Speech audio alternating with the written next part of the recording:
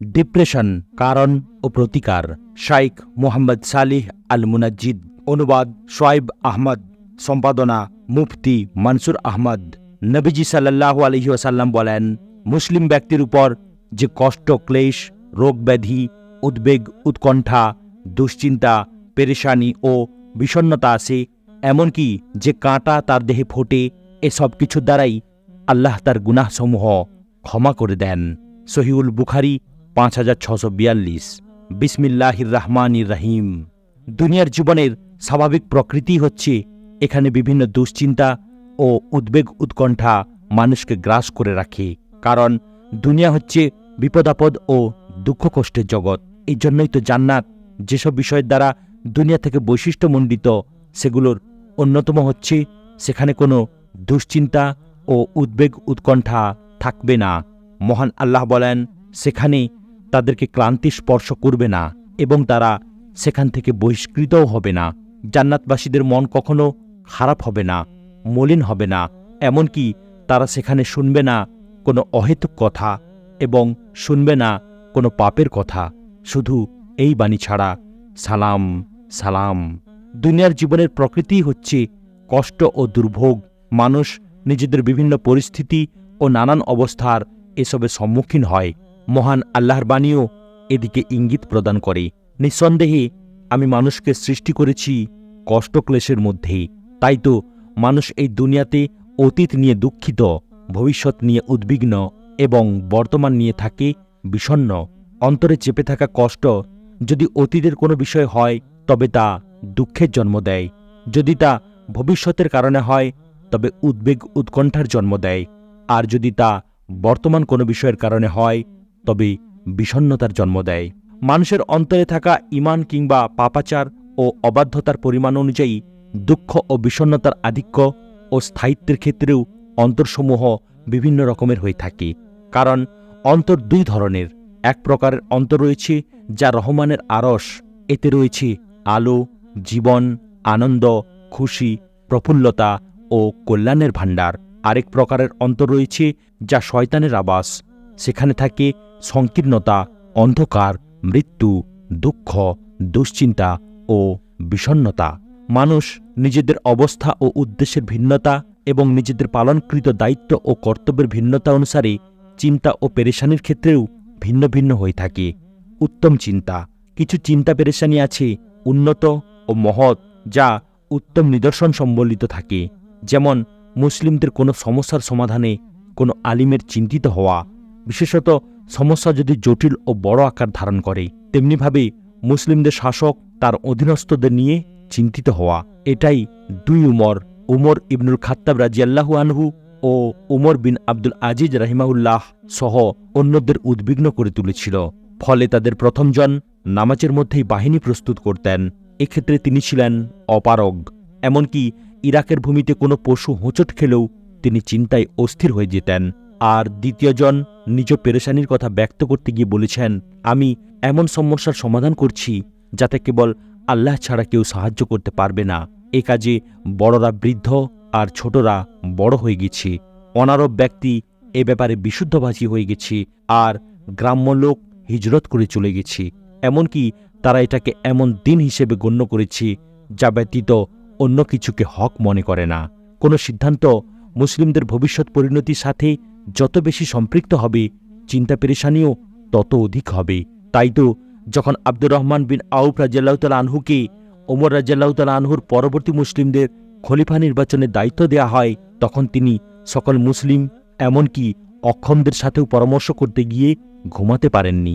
মহৎ চিন্তাগুলোর মধ্যে রয়েছে দ্বীনের প্রচার প্রসার ও ইসলামের বার্তা বহন করার ক্ষেত্রে এবং মানুষকে হাত ধরে হিদায়াতের পথে নিয়ে আসার ক্ষেত্রে একজন দায়ীর চিন্তিত হওয়া, একজন আবিদ তার ইবাদতের ইচ্ছা ও সংকল্পকে পরিশুদ্ধ করার ক্ষেত্রে উদ্বিগ্ন হওয়া, কোনো মুসলিম বিশ্বের বিভিন্ন স্থানে তার ভাইদের উপর পরিচালিত নির্যাতন নিপীড়ন নিয়ে উৎকণ্ঠিত হওয়া, গুনাহের কারণে তৈরি হওয়া দুশ্চিন্তা। কিছু দুশ্চিন্তা গুনাহের পরে সৃষ্টি হয়, যেমন এমন দুশ্চিন্তা যা কোনো পাপীকে তার পাপের পর আক্রান্ত করে, যেমনটা হয়ে থাকে হারাম রক্ত প্রবাহিত করার পর হত্যাকারীর মধ্যে, কিংবা যেমনটা হয়ে থাকে জিনার পর হারাম সন্তানের ব্যাপারে ব্যভিচারিণীর মধ্যে জুলুমের ফলে সৃষ্টি হওয়া দুশ্চিন্তা। কিছু দুশ্চিন্তা অন্যদের উপর জুলুমের ফলে সৃষ্টি হয়, যেমন নিকট আত্মীয়দের জুলুম করা। এক কবি বলেছেন, নিকট আত্মীয়দের জুলুম ধারালো তরবারির আঘাত থেকেও অন্তরে বেশি কষ্ট দেয়। দুনিয়াবী বিপদাপদের ফলে তৈরি হওয়া দুশ্চিন্তা। কিছু দুশ্চিন্তা দুনিয়ার বিপদাপদ থেকে জন্ম দেয়, যেমন দীর্ঘস্থায়ী ও মারাত্মক রোগ, সন্তানদের অবাধ্যতা, স্ত্রীর কর্তৃত্ব ও স্বামীর বক্রতা। ভবিষ্যতের ব্যাপারে দুশ্চিন্তা। কিছু দুশ্চিন্তা ভবিষ্যতের ভয়ের ফলে হয়ে থাকে, যেমন কোনো বাবা তার পরবর্তী প্রজন্মের ব্যাপারে দুশ্চিন্তাগ্রস্ত হওয়া, বিশেষত যদি তারা দুর্বল হয় এবং তার কাছে এমন কিছু না থাকে যা তাদের জন্য রেখে যেতে পারবে। এভাবেই দুশ্চিন্তা ও পেরেশানি বিভিন্ন ধরনের হয়ে থাকে। সামনে কিছুটা বিস্তারিত বিবরণের সাথে আলোচনা করছি। দায়ীদের দুশ্চিন্তা। একজন দায়ী নিজ জাতিকে দাওয়াত দেওয়ার সময় যে দুশ্চিন্তা তার উপর আপতিত হয়, এ ধরনের দুশ্চিন্তা সবচেয়ে বেশি আক্রান্ত করেছে নবীগণ আলাইহিমুস সালামকে। আয়েশা রাদিয়াল্লাহু তাআলা আনহা তার বোনপো উরওয়ার কাছে বর্ণনা করেন, নবীজি সাল্লাল্লাহু আলাইহি ওয়াসাল্লামের সহধর্মিণী আয়েশা রাদিয়াল্লাহু তাআলা আনহা থেকে বর্ণিত যে একবার তিনি নবীজি সাল্লাল্লাহু আলাইহি সাল্লামকে জিজ্ঞেস করলেন, উহুদের দিনের চেয়ে কঠিন কোনো দিন কি আপনার উপর এসেছিল? তিনি বললেন, আমি তোমার কম থেকে যে বিপদের সম্মুখীন হয়েছি তা তো হয়েছি, তাদের চেয়েও বেশি কঠিন বিপদের সম্মুখীন হয়েছি আকাবার দিন, যখন আমি নিজেকে ইবনু আবদি ইয়ালিল ইবনে আবদি কুলালের নিকট পেশ করেছিলাম। আমি যা চেয়েছিলাম সে তাতে সাড়া দেয়নি। তখন আমি এমন বিষণ্ণ চেহারা নিয়ে ফিরে এলাম যে কারনুস সালিবে পৌঁছা পর্যন্ত আমার চিন্তা লাঘব হয়নি। তখন আমি মাথা উপরে উঠালাম, হঠাৎ দেখতে পেলাম একখণ্ড মেঘ আমাকে ছায়া দিচ্ছে। আমি সেদিকে দৃষ্টি দিলাম। তার মধ্যে ছিলেন জিবরিল আলাইহিস সালাম। তিনি আমাকে ডেকে বললেন, আপনার কম আপনাকে যা বলেছে এবং আপনার প্রতি উত্তরে তারা যা বলেছে তার সবই আল্লাহ শুনেছেন। তিনি আপনার কাছে পাহাড়ের দায়িত্বে নিয়োজিত ফেরেশতাকে পাঠিয়েছেন। এদের সম্পর্কে আপনার যা ইচ্ছা আপনি তাকে হুকুম দিতে পারেন। তখন পাহাড়ের ফেরেশতা আমাকে ডাকলেন এবং আমাকে সালাম দিলেন। তারপর বললেন, হে মুহাম্মদ, এসব ব্যাপারে আপনার ইচ্ছাধীন। আপনি যদি চান তাহলে আমি তাদের উপর আকসাবাইনকে চাপিয়ে দেব। মক্কায় পাশাপাশি অবস্থিত দুটি কঠিন শিলার পাহাড়।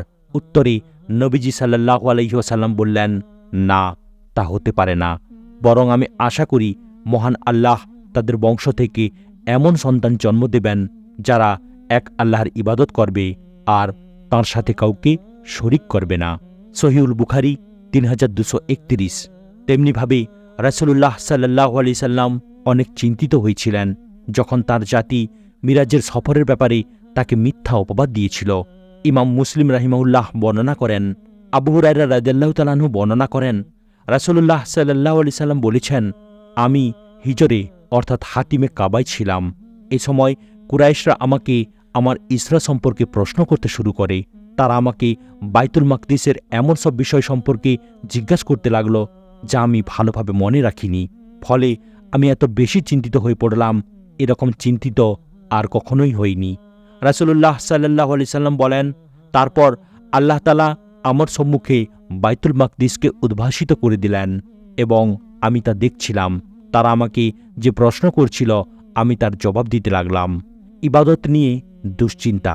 কিছু চিন্তা হয়ে থাকে ইবাদতের জন্য, যেমন মানুষের মাঝে নামাজের ঘোষণা কিভাবে করা হবে।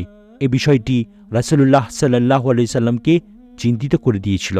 আবু উমাইর ইবনু আনাসের সূত্রে তাঁর এক আনসার চাচা থেকে বর্ণিত, তিনি বলেন, নবীজি সাল্লাল্লাহু আলাইহি সাল্লাম এজন্য চিন্তিত ও উদ্বিগ্ন হয়ে পড়েন যে লোকদের নামাজের জন্য কিভাবে একত্রিত করা যায়। এ বিষয়ে পরামর্শ সভা ডাকলে সাহাবীদের কেউ কেউ বললেন, নামাজের সময় হলে ঝান্ডা উড়ানো হোক। যখন লোকেরা তা দেখবে তখন একে অন্যকে নামাজের জন্য ডেকে আনবে। অতঃপর নবীজির কাছে সিঙ্গা ফুঁকার কথা উল্লেখ করা হলো। জিয়াদ বলেন, সিঙ্গা ছিল ইহুদিদের ধর্মীয় প্রতীক, ফলে এটাও রাসূলুল্লাহ সাল্লাল্লাহু আলাইহি সাল্লামের পছন্দ হলো না এবং তিনি বললেন, এটি ইহুদিদের বিষয় অর্থাৎ তাদের প্রতীক। অতঃপর রাসূলুল্লাহ সাল্লাল্লাহু আলাইহি সাল্লামের কাছে নাকুস, যা এক প্রকার বাদ্যযন্ত্র বা ঘণ্টা, এর কথা উল্লেখ করা হলো। রাবি বলেন, উপাসনার সময় ঘণ্টাধ্বনি করা ছিল নাসারা তথা খ্রিস্টানদের রীতি। এজন্য নবী সাল্লাল্লাহু আলাইহি সাল্লাম তাও অপছন্দ করলেন। নবীজি সাল্লাল্লাহু আলাইহি সাল্লাম বললেন, এটা খ্রিস্টানদের বিষয়, অর্থাৎ তাদের রীতি। অতঃপর কোনো সিদ্ধান্ত ছাড়াই সেদিনের বৈঠক সমাপ্ত হল এবং সকলে নিজ নিজ আবাসে ফিরে গেলেন। রাসূলুল্লাহ সাল্লাল্লাহু আলাইহি সাল্লামের চিন্তিত থাকার কারণে আব্দুল্লাহ বিন জায়েদ বিন আব্দুর রাব্বি রাদিয়াল্লাহু তাআলা আনহু উদ্বিগ্ন উৎকণ্ঠিত হয়ে বাড়ি ফিরে গেলেন। অতঃপর তাকে স্বপ্নে আজান দেখানো অর্থাৎ শিক্ষা দেয়া হয়। বর্ণনাকারী বলেন, পরদিন ভোরে তিনি রাসূলুল্লাহ সাল্লাল্লাহু আলাইহি সাল্লামের কাছে উপস্থিত হয়ে তা অবহিত করে বললেন, ইয়া রাসূলুল্লাহ, আমি ঘুম ও জাগরণের মাঝামাঝি অর্থাৎ তন্দ্রাচ্ছন্ন অবস্থায় ছিলাম। এমন সময় এক ব্যক্তি, যিনি ছিলেন ফেরেশতা, আমার নিকট এসে আমাকে আজান দেখিয়েছেন, অর্থাৎ আজান দেওয়ার পদ্ধতি শিখিয়ে দিয়েছেন। মিথ্যা প্রতিপন্ন করার কারণে দুশ্চিন্তা। আরেকটা দুশ্চিন্তা হচ্ছে সত্যবাদী ব্যক্তিকে মিথ্যা প্রতিপন্ন করার কারণে তার মধ্যে তৈরি হওয়া দুশ্চিন্তা। যেমনটা মহান সাহাবী যায়েদ ইবনুল আরকাম রাদিয়াল্লাহু তাআলা আনহুর সাথে ঘটেছিল।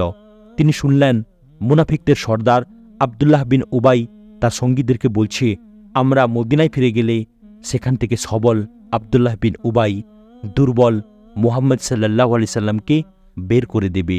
যায়েদ রাদিয়াল্লাহু তাআলা আনহু বলেন, তখন আমি ছিলাম নবীজি সাল্লাল্লাহু আলাইহি সাল্লামের বাহনে তাঁর পেছনে উপবিষ্ট।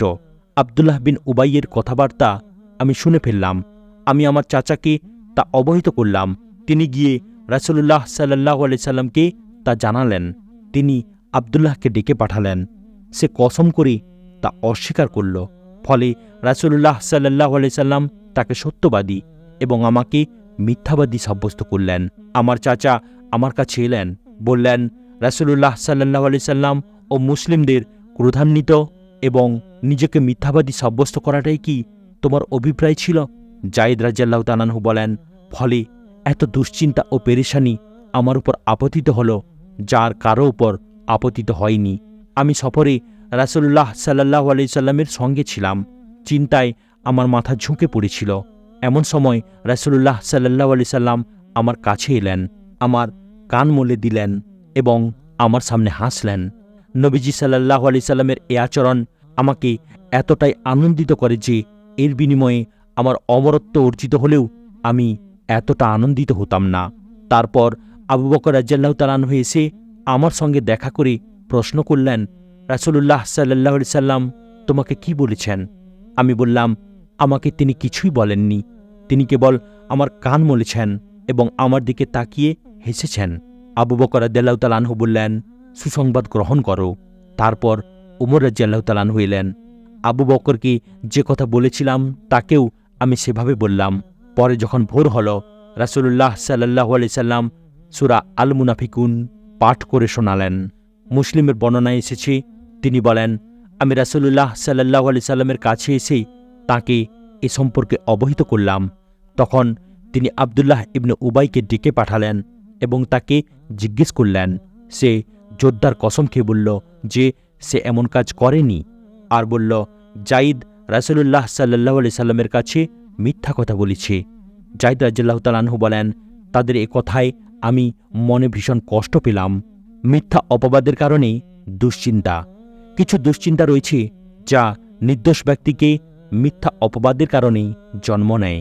আমাদের রাসূল করিম সাল্লাল্লাহু আলাইহি সাল্লামের পবিত্র স্ত্রী আয়েশা রাদিয়াল্লাহু তাআলা আনহাকে এ ধরনের দুশ্চিন্তার বড় একটা অংশ সইতে হয়েছিল। যখন মুরাইসের যুদ্ধে মুনাফিকরা তাঁকে অশ্লীল কর্মে লিপ্ত হওয়ার অপবাদ দিয়েছিল, এ সময় তিনি ছিলেন অসুস্থ। তার ঘরের এক মহিলার কাছে খবর শুনলেন, ফলে অসুস্থতা আরও বেড়ে গেল।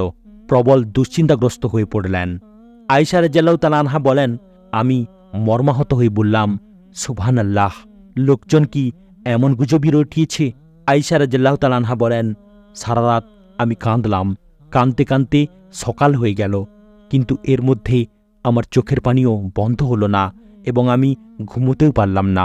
এমনকি কাঁদতে থাকা অবস্থাতেই আমার ভোর হলো। আয়েশা রাদিয়াল্লাহু তাআলা আনহা বলেন, আমি সেদিন সারাক্ষণ কেঁদে কাটালাম। আমার কান্নার অশ্রু বন্ধ হয়নি এবং একটু ঘুমও হয়নি। তিনি বলেন, সকালে আমার বাবা মা আমার কাছে এলেন এরই মধ্যে আমি 2 রাত ও 1 দিন কেঁদে কাটিয়ে দিলাম। এর মধ্যে আমার কোনো ঘুমও হয়নি, চোখের অশ্রু ঝরাও বন্ধ হয়নি। আমার বাবা মা শঙ্কা করতে লাগলেন, কান্নার কারণে বুঝি আমার কলিজা ফেটে যাবে। আমার বাবা মা আমার কাছে বসা ছিলেন আর আমি কাঁদছিলাম। বছরে এক আনসার মহিলা আমার কাছে আসার অনুমতি চাইলে আমি তাকে আসার অনুমতি দিলাম। তিনি বসে আমার সঙ্গে কাঁদতে লাগলেন। তিনি আয়েশা রাদিয়াল্লাহু তাআলা আনহা বলেন, আমরা যখন এমন অবস্থায় ছিলাম তখনই রাসূলুল্লাহ সাল্লাল্লাহু আলাইহি সাল্লাম আমাদের কাছে এসে সালাম করলেন এবং আমার পাশে বসে গেলেন।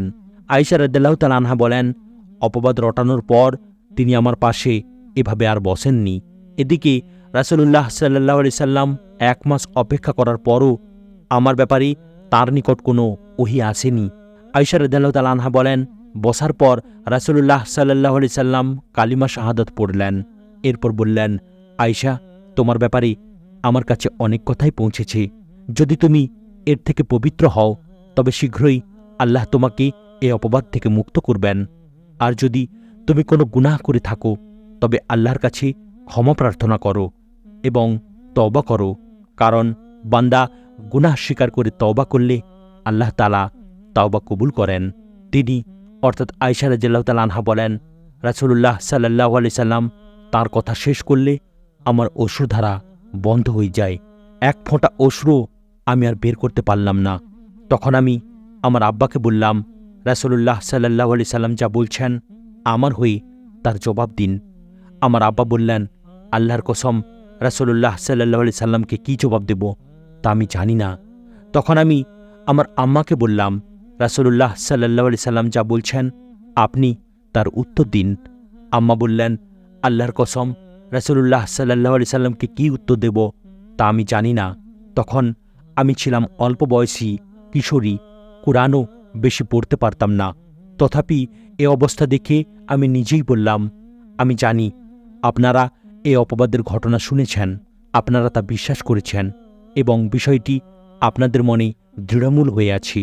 এখন আমি যদি বলি যে এর থেকে আমি পবিত্র, তাহলে আপনারা আমাকে বিশ্বাস করবেন না।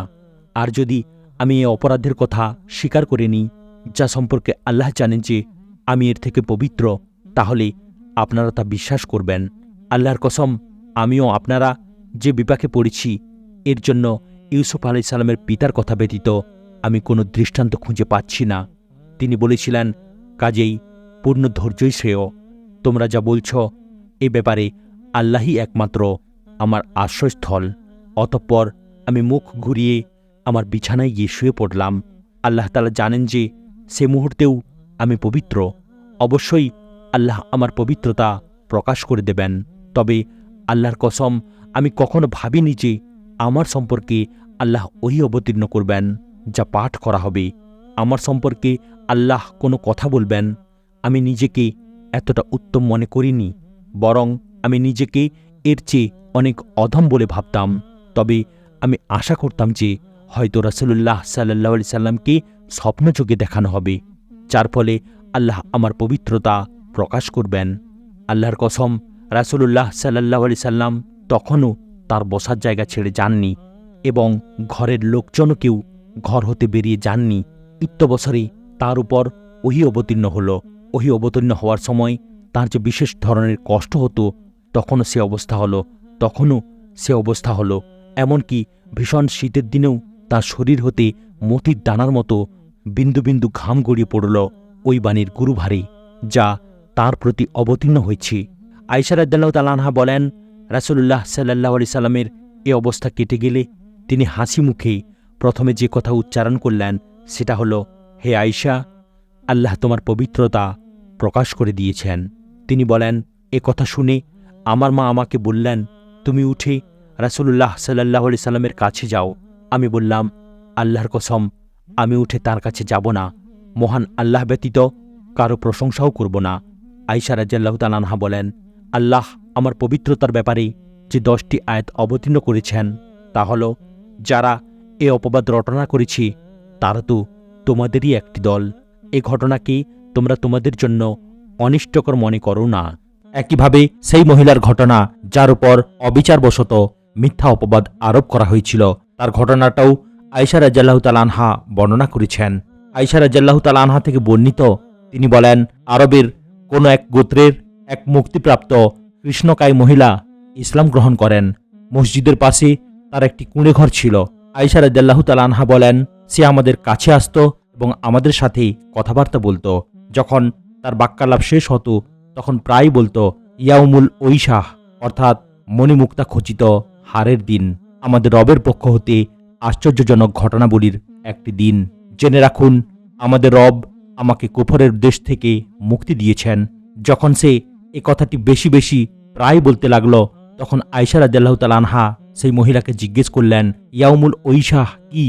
তখন সে বলল যে, আমার মুনিবের পরিবারের এক শিশুকন্যা ঘর হতে বের হলো। তার গলায় চামড়ার উপর মণিমুক্তা খচিত একটি হার ছিল।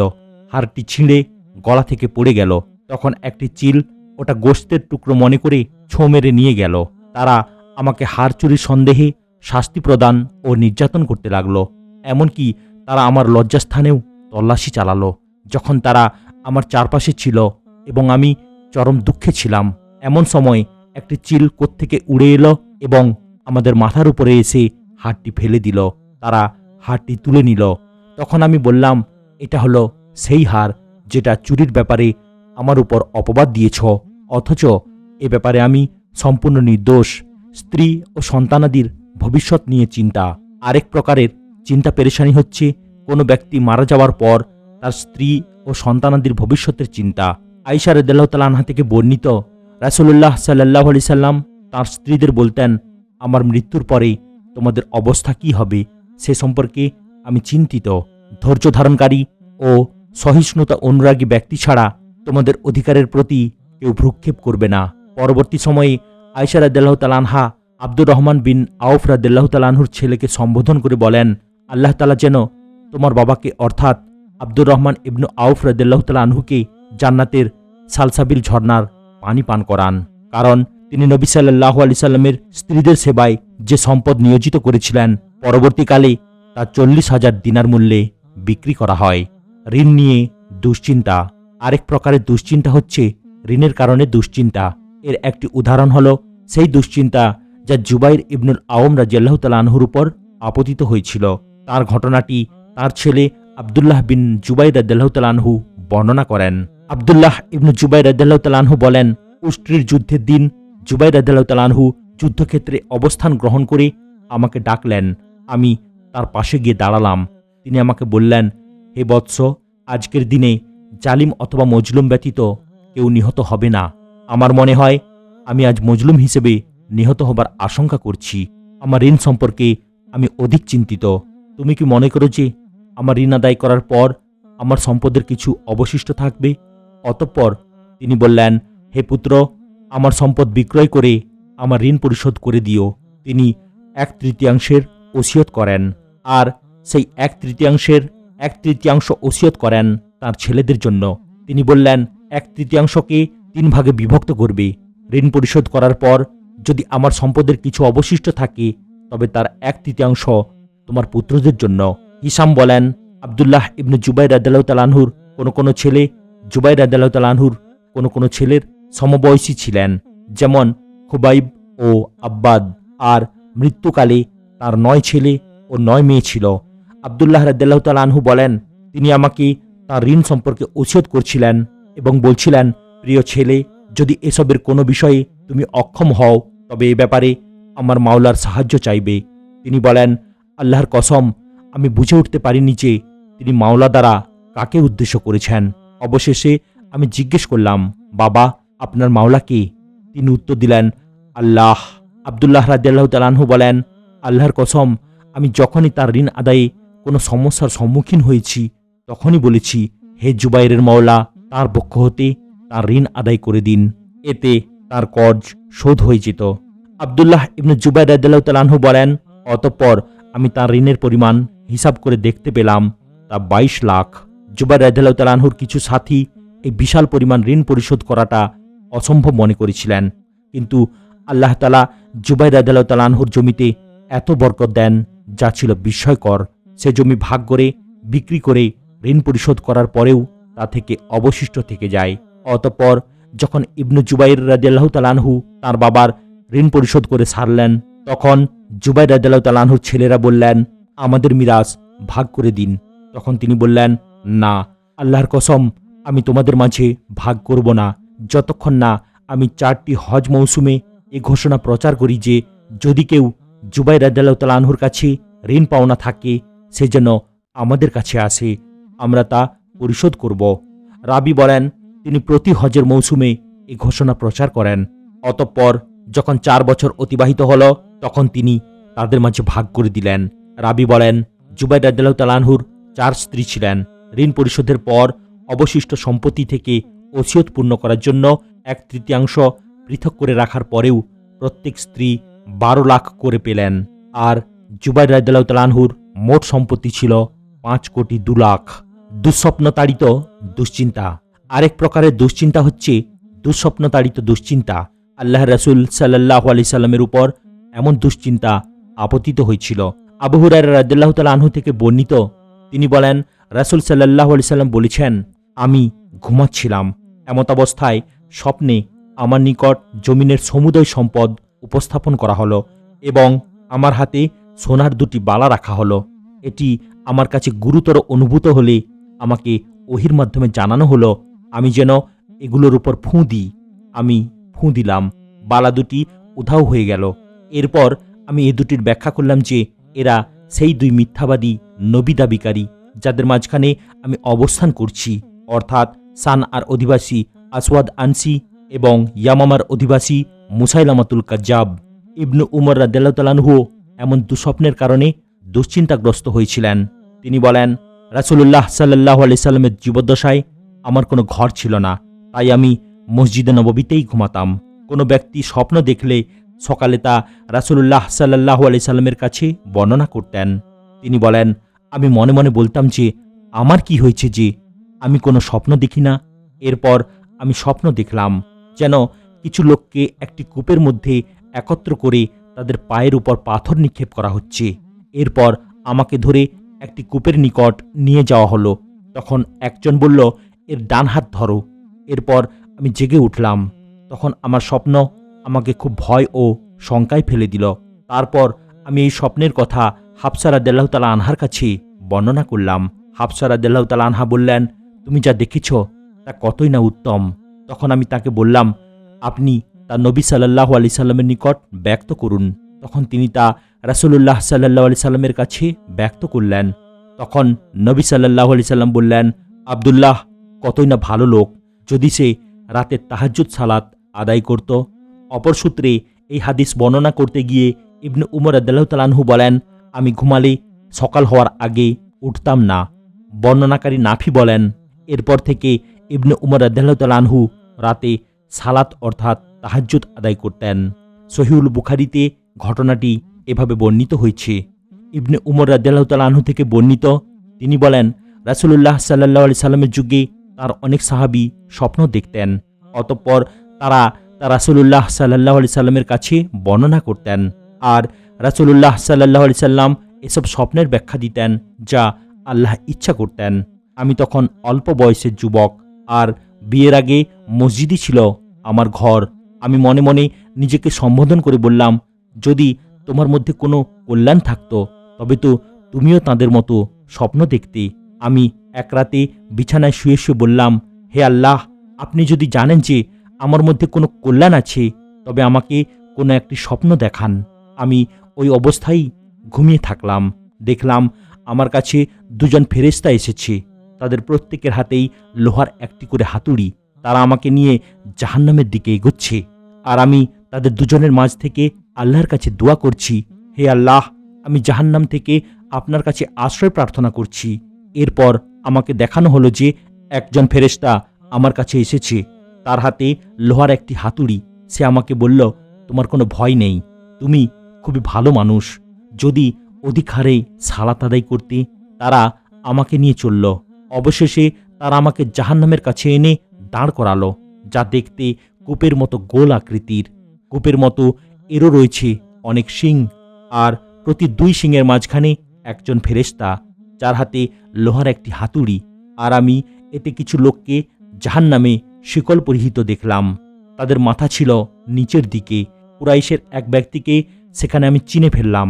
অতঃপর তারা আমাকে ডান দিকে নিয়ে ফিরল। ঘটনাটা আমি হাফসা রাদিয়াল্লাহু তাআলা আনহার কাছে ব্যক্ত করলাম। তিনি তা রাসূলুল্লাহ সাল্লাল্লাহু আলাইহি সাল্লামের কাছে বর্ণনা করলেন।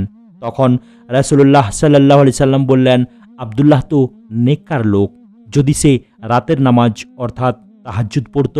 বর্ণনাকারী নাফি রাহিমাহুল্লাহ বলেন, এরপর থেকে আব্দুল্লাহ বিন উমর রাদিয়াল্লাহু তাআলা আনহু বেশি বেশি করে নফল নামাজ পড়তে লাগলেন। শরীয়তে দুঃস্বপ্নতাড়িত দুশ্চিন্তার অনেক সমাধান রয়েছে, যার মধ্যে রয়েছে বাম দিকে 3 বার থুতু দেওয়া, আল্লাহর কাছে শয়তান থেকে 3 বার পানাহ অর্থাৎ আশ্রয় চাওয়া, স্বপ্নে যা মন্দ দেখেছে তা থেকে 3 বার আল্লাহর কাছে পানাহ চাওয়া, যে পার্শ্বে শুয়েছিল তা পরিবর্তন করা অথবা উঠে নামাজ পড়া এবং তার স্বপ্ন কারো কাছে বর্ণনা না করা। দুনিয়ার বিভিন্ন দুশ্চিন্তার প্রকারভেদ নিয়ে পূর্বোক্ত আলোচনার পর আমরা এখন এসবের চিকিৎসা নিয়ে আলোচনা করব ইনশাআল্লাহ। নিঃসন্দেহে দুনিয়ার যে কোনো দুশ্চিন্তার চিকিৎসার ক্ষেত্রে মানুষের আকীদা বিশ্বাস অনেক প্রভাব সম্পন্ন। তাই আপনি দেখবেন কাফির ও দুর্বল বিশ্বাসের অধিকারী অধিকাংশ ব্যক্তি যখন কোনো বিপদে পতিত হয় কিংবা কোনো মুসিবত তাকে গ্রাস করে ফেলে, তখন সে মানসিকভাবে ভেঙে পড়ে কিংবা এই দুশ্চিন্তা, অধঃপতন ও হতাশা থেকে মুক্তির জন্য আত্মহত্যা করে বসে। হাসপাতালগুলো মানসিকভাবে বিপর্যস্ত ও মানসিক চাপে থাকা রোগীদের দ্বারা কতবার যে পূর্ণ হয়েছে, এই বিষয়গুলো দুর্বলদের পাশাপাশি কত শক্তিশালী ব্যক্তিকে যে পরাস্ত করে ফেলেছে। এসব দুশ্চিন্তা কত মানুষকে যে পরিপূর্ণরূপে অক্ষম করে দিয়েছে কিংবা বুদ্ধিহীন ও পাগল বানিয়ে দিয়েছে। কিন্তু যারা ইসলামের আদর্শের হিদায়ত পেয়েছে, তারা এসবের সমাধান মহাজ্ঞানী, মহাপরাক্রমশালী আল্লাহ তাআলার পক্ষ থেকে প্রাপ্ত ওহির মাঝে খুঁজে পান। আর আল্লাহ তাআলাই তো বলেছেন, যিনি সৃষ্টি করেছেন তিনি কি জানেন না? অথচ তিনি অতি সূক্ষ্মদর্শী, পূর্ণ অবহিত। তাই আসুন শরীয়তের যে চিকিৎসাগুলোর কথা বর্ণিত হয়েছে তা থেকে কিছু বর্ণনা করি। 1. নেক কাজ সম্বলিত ইমানের দ্বারা সজ্জিত হওয়া। মহান আল্লাহ বলেন, পুরুষ বা নারীর মধ্য থেকে যেই মুমিন অবস্থায় নেক আমল করবে, আমি তাকে পবিত্র জীবন দান করব এবং তারা যা করত তার তুলনায় অবশ্যই আমি তাদের উত্তম প্রতিদান দেব। এটার কারণ স্পষ্ট, কারণ আল্লাহ তাআলার প্রতি যারা সঠিকভাবে ঈমান আনে এবং সৎকর্ম পালন বাড়িয়ে দেয়, যা মানুষের অন্তর, চরিত্র, দুনিয়া ও আখিরাতকে সংশোধন করে, তাদের মধ্যে এমন নীতি ও বিশ্বাস থাকে যা দ্বারা তারা তাদের উপর আপতিত সকল বিপদাপদ ও দুশ্চিন্তার মোকাবিলা করতে সক্ষম হয়। তারা রবের প্রদত্ত সকল নিয়ামত ও উন্নতিকে উত্তমরূপে গ্রহণ করে, এর জন্য প্রশংসা জ্ঞাপন করে, এগুলোকে উপকারী ক্ষেত্রে ব্যবহার করে। যখন তারা এই কাজগুলো করে তখন নিয়ামতের প্রাচুর্যতার স্বাদ অনুভব করে। তারা আশা করে যাতে এগুলো তাদের মাঝে সর্বদা টিকে থাকে, এগুলো থেকে বরকত লাভ ও এগুলোর কৃতজ্ঞতার প্রতিদান প্রাপ্তি এবং সাথে আরও অনেক মহৎ বিষয় অর্জনের আশা করে, যা এসব নিয়ামতের কল্যাণ ও বরকত থেকেও অনেক বড়। অপরদিকে তারা সকল মন্দ, ক্ষতিকর বিষয়, দুশ্চিন্তা ও উদ্বিগ্নতার মধ্য থেকে যেগুলোকে প্রতিরোধ করা সম্ভব সেগুলোকে প্রতিরোধ করে, যেগুলোকে হ্রাস করা সম্ভব সেগুলোকে হ্রাস করে, আর যেগুলো থেকে মুক্তির কোনো পথ নেই সেগুলোর জন্য উত্তম রূপে ধৈর্য ধারণ করে। ফলে তারা এই বিপদের প্রতিদান স্বরূপ অনেক কল্যাণ লাভ করে থাকে। সেগুলোর মধ্যে রয়েছে কল্যাণকর প্রতিরোধ, উপকারী অভিজ্ঞতা, মনের মধ্যে দৃঢ়তা অর্জিত হওয়া, সেই সাথে ধৈর্য ধারণ করা এবং এটার প্রতিদান ও সওয়াবের প্রত্যাশা করা। এছাড়া আরও অনেক উত্তম ফায়দা রয়েছে যা এই বিপদের সাথে অন্তর্নিহিত থাকে। নিশ্চয়ই কষ্টের পর রয়েছে অনেক অনেক স্বস্তি ও উত্তম আশা এবং আল্লাহ তাআলার কাছে মর্যাদা ও প্রতিদান প্রাপ্তির আকাঙ্ক্ষা। যেমনটা রাসূলুল্লাহ সাল্লাল্লাহু আলাইহি সাল্লাম বলেছেন, মুমিনের ব্যাপারটা খুবই আশ্চর্যজনক, তার সমস্ত কাজই তার জন্য কল্যাণকর। মুমিন ব্যতীত কারোর জন্য এই কল্যাণ লাভের ব্যবস্থা নেই। তারা আনন্দ অর্থাৎ সুখ শান্তি লাভ করলে শুকরিয়া জ্ঞাপন করে, তা তার জন্য কল্যাণকর হয়, আর দুঃখ কষ্টে আক্রান্ত হলে ধৈর্য ধারণ করে, এটাও তার জন্য কল্যাণকর হয়। এভাবেই বিভিন্ন বিপদ আপদে আক্রান্ত হওয়ার ব্যাপারে ইতিবাচক দৃষ্টিভঙ্গি লালন করা হয়। 2. দুনিয়ার দুঃখ কষ্ট ও দুশ্চিন্তা আপতিত হওয়ার ফলে মুসলিম ব্যক্তির অর্জিত গুনাহ মার্জনা, অন্তরের পরিশুদ্ধি ও মর্যাদা বৃদ্ধির প্রতি দৃষ্টিপাত করা। নবীজি সাল্লাল্লাহু আলাইহি সাল্লাম বলেন, মুসলিম ব্যক্তির উপর যে কষ্ট ক্লেশ, রোগ ব্যাধি, উদ্বেগ উৎকণ্ঠা, দুশ্চিন্তা, পেরেশানি ও বিষণ্ণতা আছে, এমনকি যে কাঁটা তার দেহে ফোটে, এ সব কিছুর দ্বারাই আল্লাহ তার গুনাহসমূহ ক্ষমা করে দেন। সহি মুসলিমের বর্ণনায় এসেছে, মুমিন ব্যক্তিকে যত কষ্ট ক্লেশ, ব্যথা বেদনা, রোগ ব্যাধি, দুঃখ কষ্ট, এমনকি দুশ্চিন্তা যা তাকে চিন্তিত বিষণ্ণ করে তোলে, আক্রান্ত করে, এর বিনিময়ে তার কোনো না কোনো গুনাহ মাফ করে দেওয়া হয়।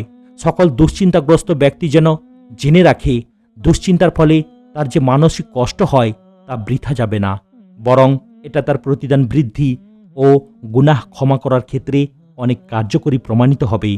প্রতিটি মুসলিমের জেনে রাখা উচিত, যদি বিপদ না আসতো তাহলে কিয়ামতের দিন আমরা সওয়াবশূন্য অবস্থায় উত্থিত হতাম, যেমনটা সালাফগণ বলেছেন। তাই তারা বিপদে তেমনই খুশি হতেন যেভাবে আমরা প্রাচুর্যতায় খুশি হই। যখন আল্লাহর কোনো বান্দা এটা জানতে পারবে যে তার উপর আপতিত সকল বিপদই তার গুনাহসমূহ ক্ষমা করে দেয়, তখন সে খুশি হবে এবং সুসংবাদ গ্রহণ করবে। বিশেষত যদি অপরাধ সংঘটিত হওয়ার পরই তাৎক্ষণিক কোনো শাস্তি আপতিত হয়, যা কোনো সাহাবীর ক্ষেত্রে ঘটেছিল। আব্দুল্লাহ বিন মুগাফফাল রাদিয়াল্লাহু তাআলা আনহু বর্ণনা করেন, জনৈক ব্যক্তি এক নারীর সাথে সাক্ষাৎ করল যে জাহিলিয়াতের যুগে পতিতা ছিল। সে তার সাথে খেলা করতে শুরু করল। এক সময় ব্যভিচারের জন্য তার দিকে হাত বাড়িয়ে দিল। তখন মহিলাটি বলল, থামো, নিশ্চয়ই আল্লাহ তাআলা শিরককে মিটিয়ে দিয়েছেন। আফফান, হাদিসটির একজন বর্ণনাকারী, তিনি একবার বলেন, জাহিলিয়াতকে বা জাহিলিয়াতের যুগের পাপকে দূর করে দিয়েছেন এবং আমাদের কাছে ইসলাম নিয়ে এসেছেন।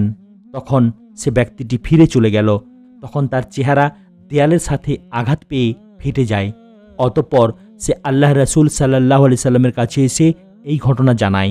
তখন রাসূল সাল্লাল্লাহু আলাইহি সাল্লাম বলেন, তুমি আল্লাহর এমন বান্দা যার মঙ্গল কামনা করা হয়েছে। যখন আল্লাহ তার বান্দার মঙ্গল চান তখন তিনি তাকে তাড়াতাড়ি দুনিয়াতে পাপের শাস্তি দিয়ে দেন, আর যখন আল্লাহ তার বান্দার অমঙ্গল চান তখন তিনি তার শাস্তিদানে বিরত থাকেন।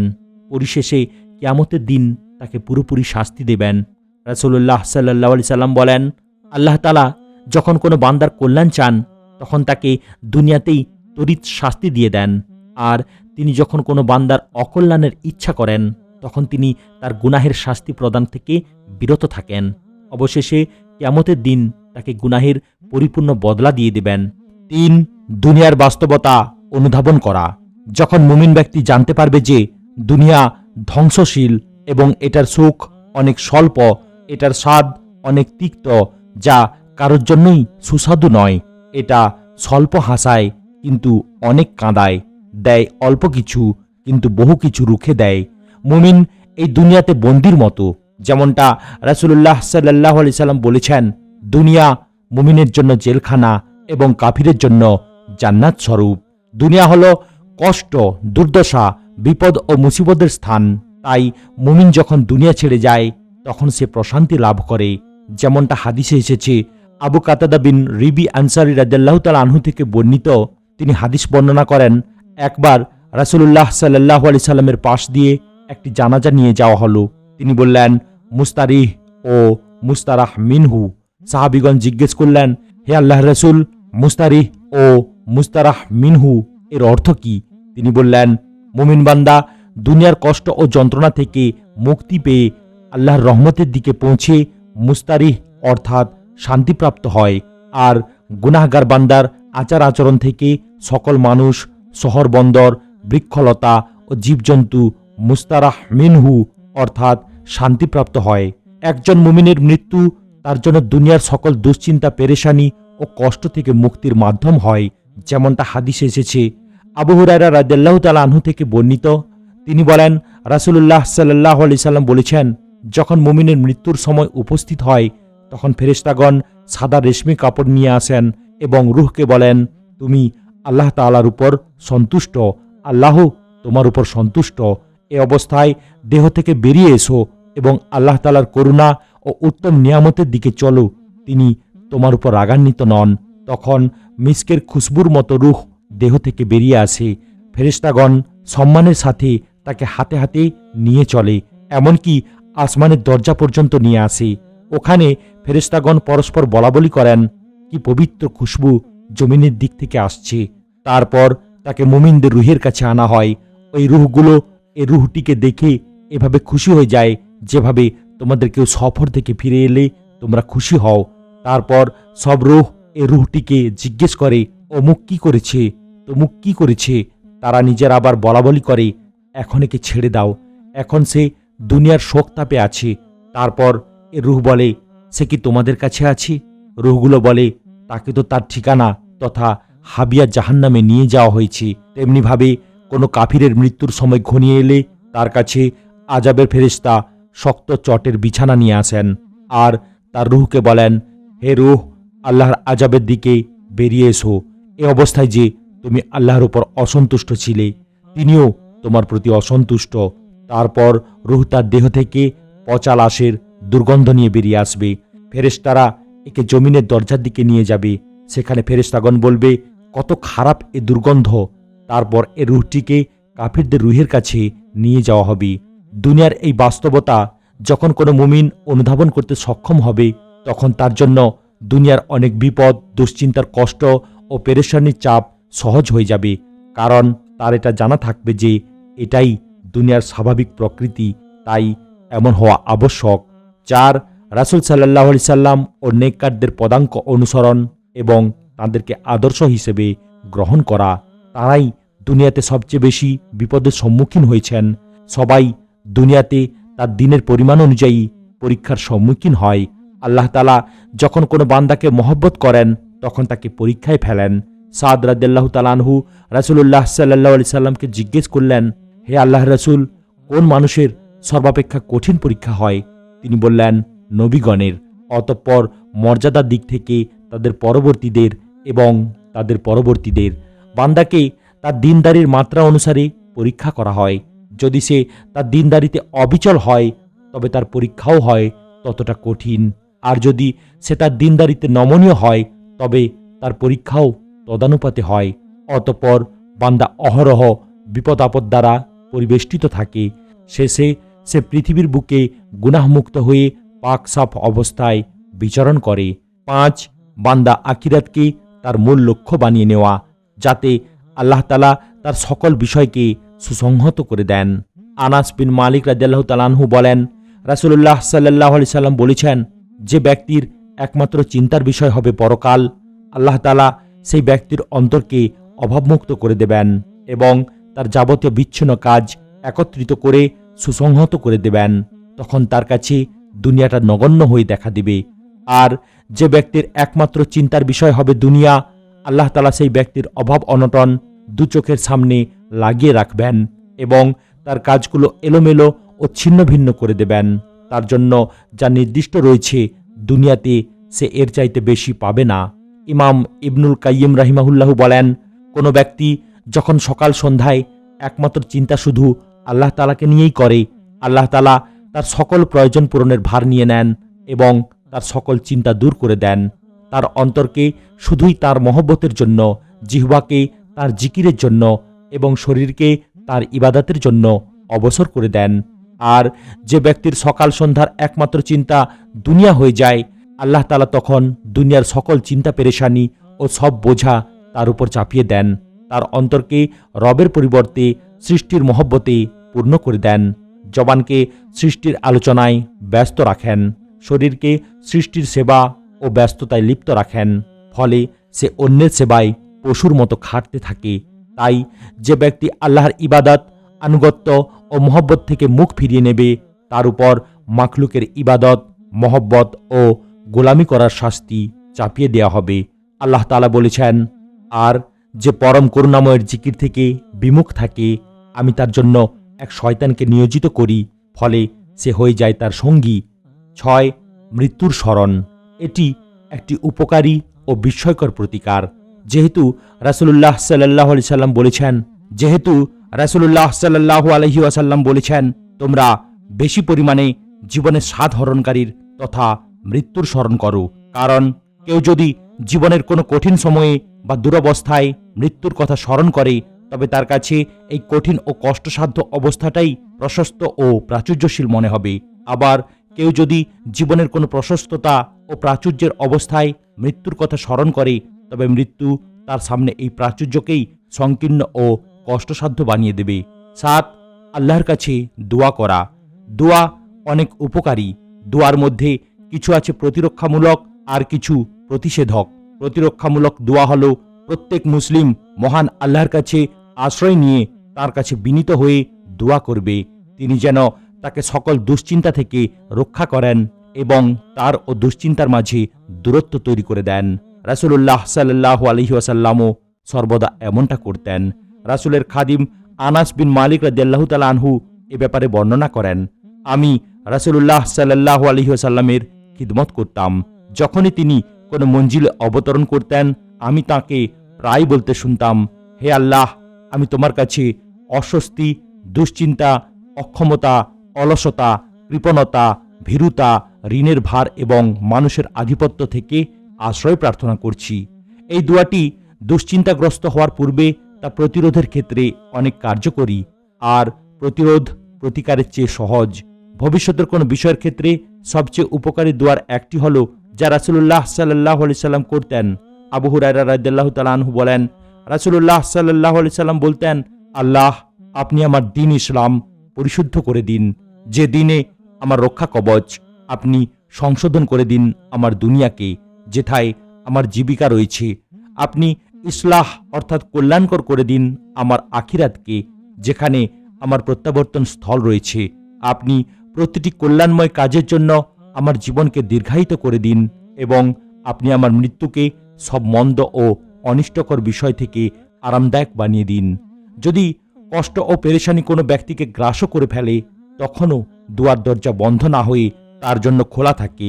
মহাদয়ালু আল্লাহ তাআলার দরজায় যখন প্রার্থনা করা হয়, তখন তিনি দান করেন এবং দুয়ার জবাব দেন। আল্লাহ তাআলা বলেছেন, আর যখন আমার বান্দাগণ তোমাকে আমার সম্পর্কে জিজ্ঞাসা করবে, আমি তো নিশ্চয়ই নিকটবর্তী। আমি আহ্বানকারীর ডাকে সাড়া দিই যখন সে আমাকে ডাকে। সুতরাং তারা যেন আমার ডাকে সাড়া দেয় এবং আমার প্রতি ঈমান আনে। আশা করা যায় তারা সঠিক পথে চলবে। দুশ্চিন্তা ও পেরেশানি দূর করা এবং কষ্টের পর স্বস্তি আসার সবচেয়ে গুরুত্বপূর্ণ দোয়ার একটি হল সেই প্রসিদ্ধ মহান দোয়া যা শেখা ও মুখস্থ করার ব্যাপারে রাসূলুল্লাহ সাল্লাল্লাহু আলাইহি সাল্লাম সেই সব লোককে উদ্বুদ্ধ করেছেন যারাই দোয়াটি শুনবে। রাসূলুল্লাহ সাল্লাল্লাহু আলাইহি সাল্লাম বলেছেন, যে ব্যক্তিকে কখনো কোনো দুশ্চিন্তা বা দুঃখ কষ্ট আক্রান্ত করেছে, সে যদি বলে, অর্থাৎ, হে আল্লাহ, আমি তোমার বান্দা, তোমার বান্দার পুত্র, তোমার বান্দির পুত্র, আমি তোমার হাতের মুঠে, আমার অদৃষ্ট তোমার হাতে, তোমার হুকুম আমার উপর কার্যকর, তোমার আদেশ আমার পক্ষে ন্যায়। আমি তোমার কাছে আশ্রয় প্রার্থনা করছি তোমার সেসব নামের ওসিলায় যাতে তুমি নিজেকে অভিহিত করেছ, অথবা তুমি তোমার কিতাবে নাজিল করেছ, কিংবা তুমি তোমার সৃষ্টির কাউকেও তা শিক্ষা দিয়েছ, অথবা তুমি তোমার বান্দাদের উপর ইহলাম অর্থাৎ অদৃশ্য অবস্থায় থেকে অন্তরে কথা বসিয়ে দিয়েছ, কিংবা তুমি গায়েবের পর্দায় তা তোমার কাছে অদৃশ্য রেখেছ। তুমি কুরআনকে আমার অন্তরের বসন্ত ও বক্ষের নূর এবং দুঃখ কষ্ট ও দুশ্চিন্তা দূর করার মাধ্যম বানিয়ে দাও। যে বান্দা যখনই তা পড়বে, আল্লাহ তার দুশ্চিন্তা ও দুঃখ কষ্ট দূর করে দেবেন এবং তার পরিবর্তে মনে নিশ্চিন্ততা অর্থাৎ প্রশান্তি দান করবেন। বর্ণনাকারী বলেন, বলা হলো, ইয়া রাসূলুল্লাহ, আমরা কি তা শিখব না? তখন নবীজি সাল্লাল্লাহু আলাইহি সাল্লাম বললেন, অবশ্যই, যে ব্যক্তি এটি শুনবে তার উচিত এই দোয়া শিখে নেওয়া। মহান এই হাদিস বান্দার এই স্বীকারোক্তিকে ধারণ করছে যে সে আল্লাহর বান্দা, আল্লাহ তাআলা থেকে সে অমুখাপেক্ষী নয়, তিনি ছাড়া তার কোনো মনিব নেই। সে রবের ইবাদতকে আঁকড়ে ধরেছে, রবের সামনে অনুগত হয়েছে এবং রবের আদেশ ও নিষেধকে মেনে নিয়েছে। আল্লাহ তাআলা তাকে যেভাবে ইচ্ছা নিয়ন্ত্রণ ও পরিচালনা করেন। এই হাদিসে রয়েছে আল্লাহর বিধানের সামনে আত্মসমর্পণ ও তার ফয়সালার সন্তুষ্টির ঘোষণা। অতঃপর আল্লাহ তাআলার সমস্ত নামের দ্বারা ওসিলা গ্রহণ করে কাঙ্ক্ষিত প্রার্থনা এবং প্রয়োজনীয় বিষয় কামনা। নবীজি সাল্লাল্লাহু আলাইহি সাল্লামের হাদিসে দুশ্চিন্তা, পেরেশানি ও মানসিক চাপের ব্যাপারে আরও দোয়া বর্ণিত হয়েছে। সেগুলোর কিছু এখানে উল্লেখ করছি। ইবনু আব্বাস রাদিয়াল্লাহু তাআলা আনহু থেকে বর্ণিত, সংকটের সময় নবী সাল্লাল্লাহু আলাইহি সাল্লাম দোয়া পড়তেন, আল্লাহ ছাড়া কোনো প্রকৃত ইলাহ নেই, যিনি অতি উচ্চ মর্যাদা সম্পন্ন ও অশেষ ধৈর্যশীল। আল্লাহ ব্যতীত আর কোনো ইলাহ নেই, যিনি মহান আরশের রব। আল্লাহ ছাড়া আর কোনো মাবুদ নেই, যিনি আসমান ও জমিনের প্রতিপালক এবং সম্মানিত আরশের মালিক। আনাস রাদিয়াল্লাহু তাআলা আনহু থেকে বর্ণিত, নবীজি সাল্লাল্লাহু আলাইহি ওয়াসাল্লামের সামনে কোনো কঠিন বিষয় উপস্থিত হলে বলতেন, হে চিরঞ্জীব, হে চিরস্থায়ী, তোমার রহমতের ওসিলায় আমি সাহায্য প্রার্থনা করছি। আসমা বিনতু উমাইস রাদিয়াল্লাহু তাআলা আনহা থেকে বর্ণিত, তিনি বলেন, রাসূলুল্লাহ সাল্লাল্লাহু আলাইহি সাল্লাম আমাকে বললেন, আমি কি তোমাকে এমন কয়েকটি বাক্য শিক্ষা দেব না, যা তুমি বিপদ আপদের সময় পাঠ করবে? তা হচ্ছে, আল্লাহ আমার প্রতিপালক, আমি তার সাথে কোনো কিছুকেই শরিক করি না। এ বিষয়ে আরেকটি উপকারী দোয়া রাসূলুল্লাহ সাল্লাল্লাহু আলাইহি সাল্লাম আমাদের শিখিয়েছেন। বিপদগ্রস্ত লোকের দোয়া হলো, হে আল্লাহ, আমি আপনার রহমতের প্রত্যাশী, অতএব আপনি আমাকে এক মুহূর্তের জন্যও আমার নফসের হাতে সমর্পণ করবেন না, আর আপনি আমার সব ব্যাপার সুষ্ঠুভাবে সম্পন্ন করে দিন। আপনি ছাড়া আর কোনো প্রকৃত ইলাহ নেই। কোনো বান্দা যখন আল্লাহর সামনে অন্তরকে হাজির করে ও সত্য নিয়ত এবং দোয়া কবুলের সকল উপায় উপকরণ অর্জনের সর্বোচ্চ প্রচেষ্টার সাথে এই দোয়াগুলো পাঠ করতে থাকবে, আল্লাহ তাআলা তার দোয়া, আশা ও কাজ বাস্তবায়ন করে দেবেন, তার দুশ্চিন্তাকে খুশি ও আনন্দে বদলে দেবেন। ৮. রাসূলুল্লাহ সাল্লাল্লাহু আলাইহি ওয়াসাল্লামের উপর এটা আল্লাহ তাআলা কর্তৃক বান্দার দুশ্চিন্তা দূর করার অনেক বড় এক মাধ্যম। হাদিসে এসেছে, উবাই ইবনু কাব রাদিয়াল্লাহু তাআলা আনহু থেকে বর্ণিত, তিনি বলেন, রাতের 2/3 চলে যাওয়ার পর রাসূলুল্লাহ সাল্লাল্লাহু আলাইহি সাল্লাম ঘুম থেকে জেগে দাঁড়িয়ে বলতেন, হে লোক সকল, তোমরা আল্লাহ তাআলাকে স্মরণ করো। কম্পন সৃষ্টিকারী প্রথম সিংহাধ্বনি এসে পড়েছে এবং পরপর আসবে পরবর্তী সিংহাধ্বনি। মৃত্যু তার ভয়াবহতা নিয়ে উপস্থিত হয়েছে। উবাই রাদিয়াল্লাহু তাআলা আনহু বলেন, আমি বললাম, হে আল্লাহর রাসূল, আমি তো খুব অধিক হারে আপনার প্রতি দরুদ পাঠ করি। আপনার প্রতি দরুদ পাঠের জন্য আমি আমার সময়ের কতটুকু খরচ করব? তিনি বললেন, তুমি যতক্ষণ ইচ্ছা করো। আমি বললাম, 1/4 সময়। তিনি বললেন, তুমি যতটুকু ইচ্ছা করো, তবে এর চেয়ে অধিক পরিমাণে পাঠ করতে পারলে এতে তোমারই কল্যাণ হবে। আমি বললাম, তাহলে আমি কি অর্ধেক সময় দরুদ পাঠ করব? তিনি বললেন, তুমি যতক্ষণ চাও। যদি এর চেয়েও বাড়াতে পারো সেটা তোমার জন্য কল্যাণকর। আমি বললাম, তাহলে 2/3 সময় দরুদ পাঠ করব। তিনি বললেন, তুমি যতক্ষণ ইচ্ছা করো, তবে এর চেয়েও বাড়াতে পারলে তোমারই ভালো। আমি বললাম, তাহলে আমার পুরো সময়টাই আপনার উপর দরুদ পাঠ করে কাটিয়ে দেব। তিনি বললেন, তাহলে তোমার চিন্তা ও কষ্টের জন্য তা যথেষ্ট হবে এবং তোমার পাপসমূহ ক্ষমা করা হবে। 9. আল্লাহ তাআলার উপর তাওয়াক্কুল করা এবং সকল বিষয় তাঁর কাছেই ন্যস্ত করা। যে ব্যক্তি এটা বিশ্বাস করবে যে আল্লাহ তাআলা সকল বিষয়ের উপর ক্ষমতাবান, তিনি সকল কিছু গ্রহণ ও পরিচালনার ক্ষেত্রে অদ্বিতীয়, আর বান্দা নিজেকে নিজে পরিচালনার তুলনায় বান্দাকে আল্লাহ তাআলার পরিচালনা করা কল্যাণকর, কেননা তিনি বান্দার স্বার্থের ব্যাপারে স্বয়ং সেই বান্দা থেকে ভালো জানেন। সেই স্বার্থ অর্জন ও হাসিলের ক্ষেত্রে তিনি বান্দা থেকে অধিক সক্ষম, বান্দার জন্য তার নিজের চেয়ে বেশি কল্যাণকামী এবং তার উপর তার নিজের থেকে বেশি দয়ালু, তার নিজের তুলনায় বেশি অনুগ্রহকারী। সে যখন আরও জানবে যে তার রবের আদেশের সামনে একটি পদক্ষেপ নিতেও সক্ষম নয় এবং রবের সিদ্ধান্ত থেকে এক কদম পিছিয়ে আসতেও সক্ষম নয়, কেননা তার রবের ফায়সালা ও সিদ্ধান্তকে কোনো কিছুই এগিয়ে দিতে পারে না বা পেছাতে পারে না, তখন সে নিজে রবের সামনে সমর্পণ করবে এবং নিজের সকল বিষয় তার কাছেই ন্যস্ত করবে। রবের সামনে এমনভাবে লুটিয়ে পড়বে যেভাবে দুর্বল গোলাম শক্তিশালী মনিবের সামনে লুটিয়ে পড়ে।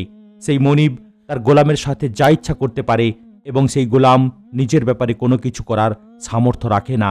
ঠিক তখনই সে সমস্ত দুশ্চিন্তা, পেরেশানি, দুঃখ ও আফসোস থেকে মুক্তি পাবে।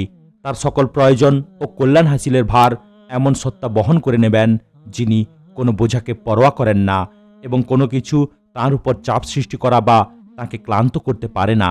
তখন তিনি বান্দার দায়িত্ব গ্রহণ করে নেন এবং বান্দাকে নিজের দয়া, অনুগ্রহ, রহমত ও বদান্যতা প্রদর্শন করেন।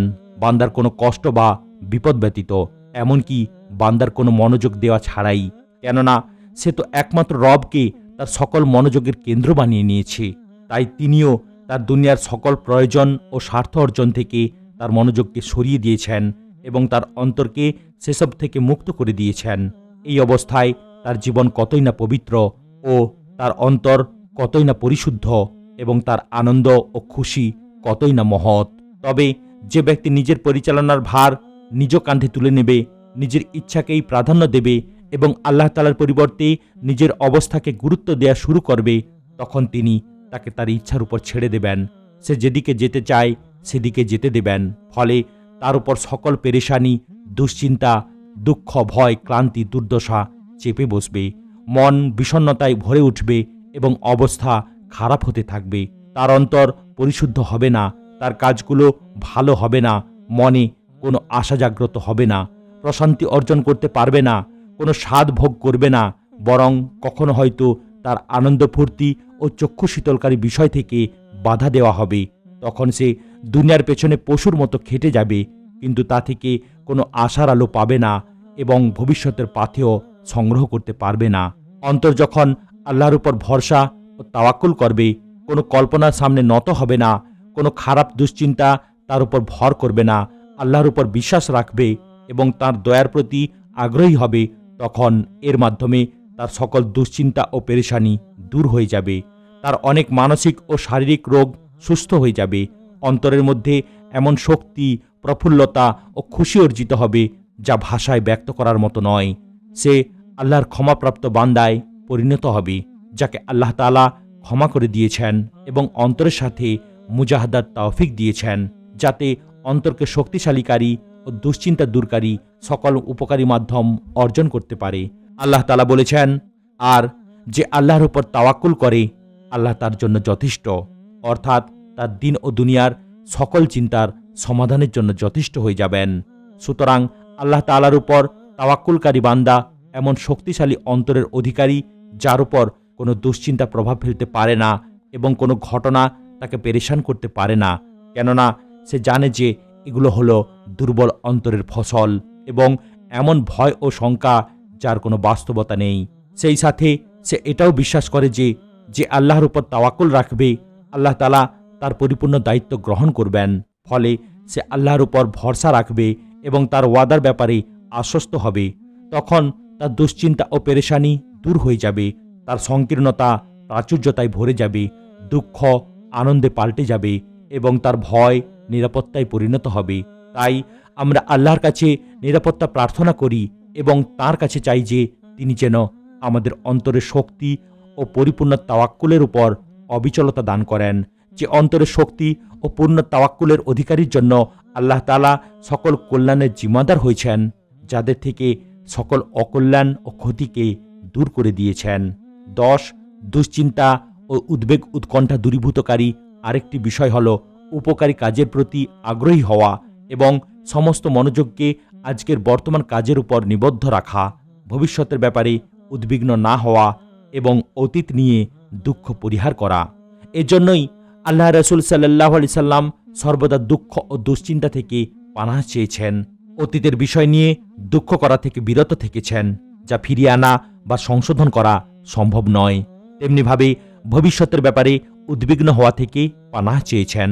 বরং প্রত্যেক ব্যক্তিকে হতে হবে বর্তমানের সন্তান, যে তার সকল চেষ্টা প্রচেষ্টা আজকের দিনকে সুন্দর করতে এবং বর্তমানকে উন্নত করতে ব্যয় করবে। আর অন্তরে সকল মনোযোগ বর্তমানে নিবদ্ধ করার ফলে কাজগুলো সফল হতে থাকবে এবং এর মাধ্যমেই প্রতিটা ব্যক্তি তার দুশ্চিন্তা ও দুঃখ থেকে পরিত্রাণ পাবে। রাসূলুল্লাহ সাল্লাল্লাহু আলাইহি সাল্লাম যখন কোনো দোয়া করতেন অথবা তার উম্মতকে কোনো দোয়ার নির্দেশনা দিতেন, তখন আল্লাহ তাআলার কাছে সাহায্য কামনা করার প্রতি এবং যে বিষয়ে দোয়া করছে তা অর্জনের জন্য চেষ্টা করার প্রতি উদ্বুদ্ধ করতেন। কারণ দোয়া সর্বদাই চেষ্টার সাথে সংযুক্ত থাকে। তাই প্রত্যেক বান্দা তার দিন ও দুনিয়ার উপকারী বিষয়ে নিজ প্রচেষ্টা ব্যয় করবে এবং তার রবের কাছে নিজ উদ্দেশ্য সফলতার জন্য দোয়া করবে এবং সাহায্য কামনা করবে। আবু হুরায়রা রাদিয়াল্লাহু তাআলা আনহু থেকে বর্ণিত, তিনি বলেন, রাসূলুল্লাহ সাল্লাল্লাহু আলাইহি সাল্লাম বলেছেন, শক্তিশালী মুমিন দুর্বল মুমিনের তুলনায় আল্লাহর কাছে উত্তম ও অধিক প্রিয়। প্রত্যেক মুমিনের মধ্যেই কল্যাণ রয়েছে, যা তোমার উপকার করবে তার প্রতি তুমি লালায়িত হও। আল্লাহর সাহায্য প্রার্থনা করো এবং অক্ষম হয়ে থেকো না। যদি কোনো কিছু অর্থাৎ বিপদ তোমার উপর আপতিত হয়, তবে এমনটা বলো না যে যদি আমি ওটা বা ওরকম করতাম তবে এমন হতো, বরং এই বলো যে আল্লাহ যা নির্ধারণ করেছেন এবং তিনি যা চেয়েছেন তাই করেছেন। কারণ যদি শব্দটি শয়তানের আমলের দুয়ার খুলে দেয়। এখানে রাসূলুল্লাহ সাল্লাল্লাহু আলাইহি সাল্লাম দুটি বিষয়ের সম্মিলন ঘটিয়েছেন।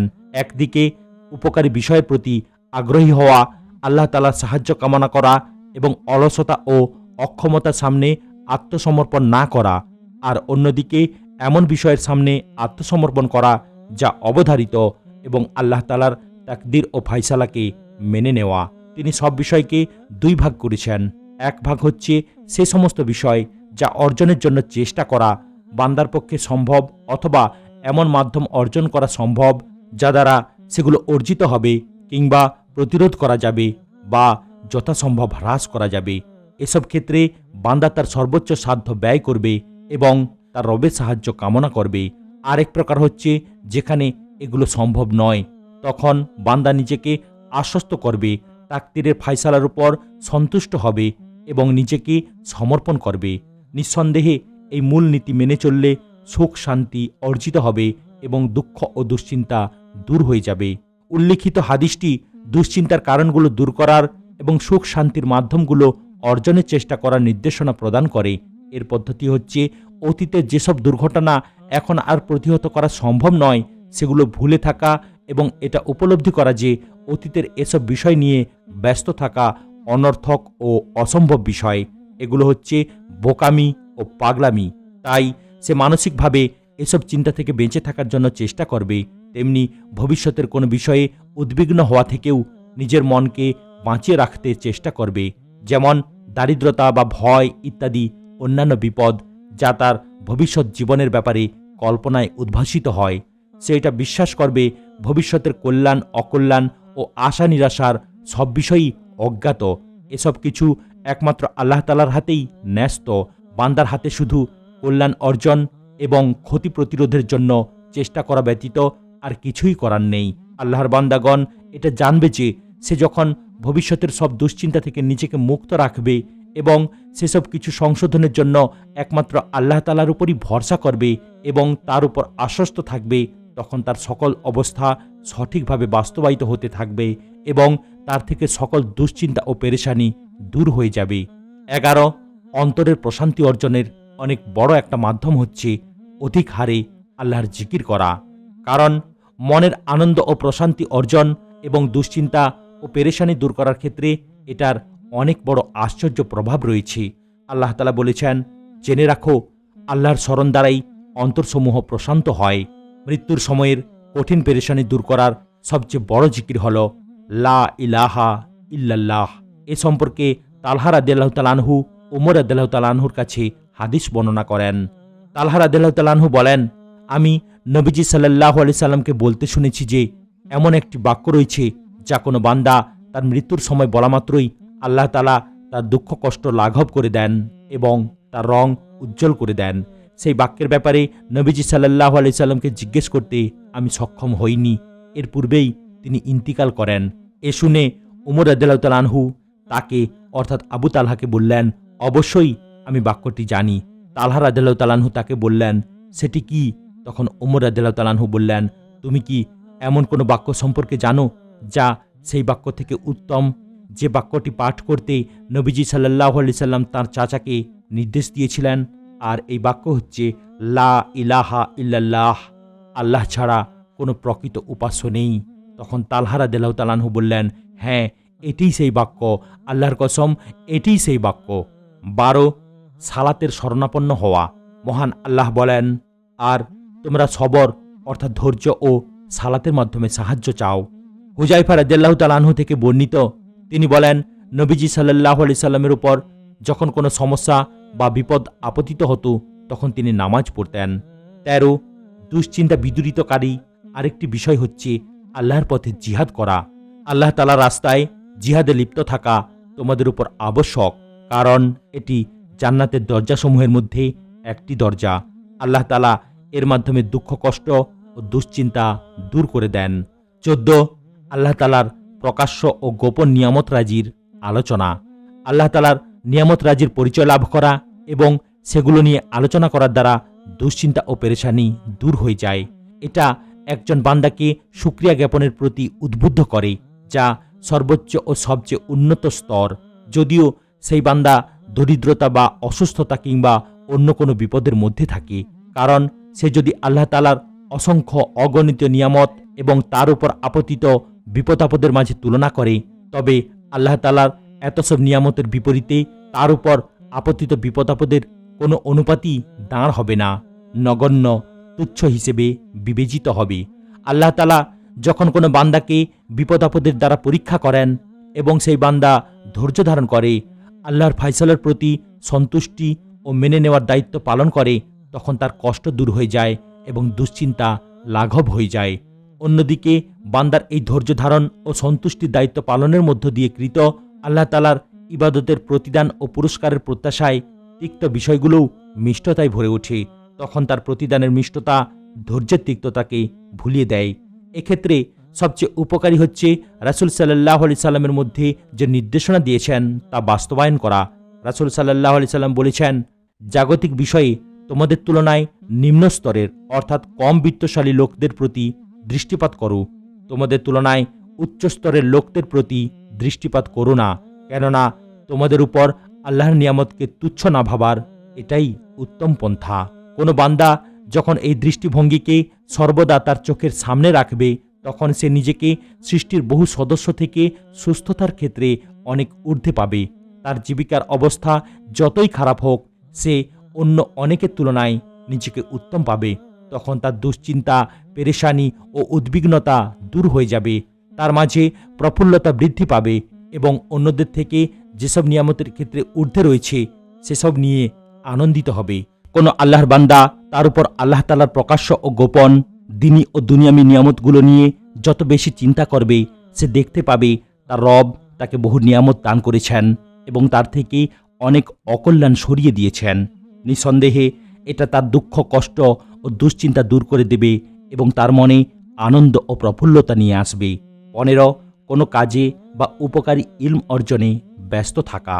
কোনো কাজে বা উপকারী ইলম অর্জনে ব্যস্ত থাকাটা অন্তরকে সেসব বিষয় থেকে দূরে রাখবে যেসব বিষয় তাকে দুশ্চিন্তাগ্রস্ত করে দিয়েছিল। অনেক সময় এগুলোর মাধ্যমে সে ওইসব কারণ ভুলে যাবে যেগুলো তাকে দুঃখী ও দুশ্চিন্তাগ্রস্ত করে দিয়েছিল। ফলে তার অন্তর প্রফুল্ল হয়ে উঠবে এবং তার উদ্যম ও তৎপরতা বৃদ্ধি পাবে। এই বিষয়টা মুমিন ও অন্যদের মাঝে সমানভাবে প্রযোজ্য। তবে মুমিনগণ তাদের ঈমান, ইখলাস ও এমন উপকারী ইলম অর্জনের প্রতিদান প্রত্যাশার মাধ্যমে শ্রেষ্ঠত্বের অধিকারী হয় যে ইলম তারা শেখে বা শেখায় এবং সে অনুযায়ী আমল করে। তার কাজটি যদি কোনো ইবাদত হয় তাহলে তো তা ইবাদতই, আর যদি তা দুনিয়ার কোনো ব্যস্ততা অথবা পার্থিব কোনো অভ্যাসও হয় যার সাথে উত্তম নিয়ত এবং সেগুলোর মাধ্যমে আল্লাহ তাআলার ইবাদতের ইচ্ছা সংযুক্ত হয়, তাহলে তার দুঃখ কষ্ট ও দুশ্চিন্তা দূর করার ক্ষেত্রে এগুলোর অনেক কার্যকরী প্রভাব থাকবে। কত মানুষ এমন রয়েছে যাদের দুশ্চিন্তা গ্রাস করে নিয়েছিল এবং বিপর্যয় অতিষ্ঠ করে তুলেছিল, কিন্তু তখন সে বিভিন্ন ধরনের রোগে অসুস্থ হয়ে যায়। ফলে এটা তার জন্য সফল ওষুধে পরিণত হয়, যার কারণে সে তার দুশ্চিন্তা ও দুর্দশার কারণগুলো ভুলে যায় এবং তার দায়িত্বের কোনো কাজে ব্যস্ত হয়ে পড়ে। এক্ষেত্রে সে যে কাজে ব্যস্ত হবে তা অবশ্যই তার কাছে স্বাচ্ছন্দ্য ও আগ্রহের বস্তু হতে হবে, কারণ এর ফলে মূল উদ্দেশ্য অধিক কার্যকরভাবে বাস্তবায়িত হবে। আল্লাহই অধিক জ্ঞাত। 16 যেসব ঘটনা থেকে কোনো অনাকাঙ্ক্ষিত বা অপছন্দনীয় বিষয় প্রকাশ পায় সেসবেও ইতিবাচক দিকসমূহে দৃষ্টি দেওয়া। আবু হুরায়রা রাদিয়াল্লাহু তাআলা আনহু থেকে বর্ণিত, রাসূলুল্লাহ সাল্লাল্লাহু আলাইহি সাল্লাম বলেছেন, কোনো মুমিন পুরুষ যেন কোনো মুমিন নারীকে ঘৃণা না করে, কারণ যদি সে তার একটি আচরণকে অপছন্দ করে তবে অন্য আচরণে সন্তুষ্ট হয়ে যাবে। এই হাদিসের নির্দেশনার একটি ফায়দা হচ্ছে, এই নির্দেশনা মেনে চললে উদ্বেগ, দুশ্চিন্তা ও অস্থিরতা দূর হয় এবং আন্তরিকতা বিদ্যমান থাকে। স্বামী স্ত্রী উভয় পক্ষই ওয়াজিব ও মুস্তাহাব অধিকারসমূহ আদায়ে নিয়োজিত থাকে এবং উভয় পক্ষের মাঝেই শান্তি স্বস্তি অর্জিত হয়। অপরদিকে যে ব্যক্তি নবীজি সাল্লাল্লাহু আলাইহি ওয়াসাল্লামের উল্লিখিত নির্দেশনা গ্রহণ করে না, বরং বিষয়টাকে উল্টে দেয়, সে শুধু ভুলগুলোর প্রতি দৃষ্টি দেয় কিন্তু ভালো কাজগুলোর প্রতি তাকায় না, ফলে আবশ্যিকভাবেই সে অস্থির হবে। তার সাথে যাদের মহব্বতের সম্পর্ক রয়েছে অবশ্যই তাদের মাঝে দূরত্ব তৈরি হয়ে যাবে। অনেক অধিকার আদায়ে বিশৃঙ্খলা দেখা দেবে, যেগুলো রক্ষা করা উভয়ের উপরই আবশ্যক ছিল। 17 জীবনের প্রকৃত মূল্য অনুধাবন করা। জীবন অনেক সংক্ষিপ্ত। সময় এখানে দুশ্চিন্তা ও বিষণ্ণতায় নিঃশেষ হয়ে যাওয়া থেকে অনেক বেশি দামি। বুদ্ধিমান ব্যক্তিমাত্রই জানে যে তার সুস্থ জীবনই সুখ ও প্রশান্তির জীবন, আর এই জীবন অনেক সংক্ষিপ্ত, ছোট। তাই ছোট এই জীবনটাকে দুশ্চিন্তায় আরও ছোট করে ফেলা এবং দুঃখ কষ্ট ও বিষণ্ণতার সাথে নিঃশেষ হতে দেওয়া কোনোভাবেই উচিত নয়, কেননা এগুলো সুস্থ জীবনের পরিপন্থী। বরং দুঃখ কষ্ট ও দুশ্চিন্তা তার জীবনের সময়গুলো ছিনিয়ে নেয়ার ব্যাপারে সতর্ক হবে। এক্ষেত্রে অবশ্য পাপাচারী ও সৎ ব্যক্তির মাঝে কোনো পার্থক্য নেই, কিন্তু একজন মুমিন এই বৈশিষ্ট্য অর্জনের মাধ্যমে অনেক কল্যাণ এবং তাৎক্ষণিক ও ভবিষ্যতের অনেক ফায়দা অর্জন করতে পারবে।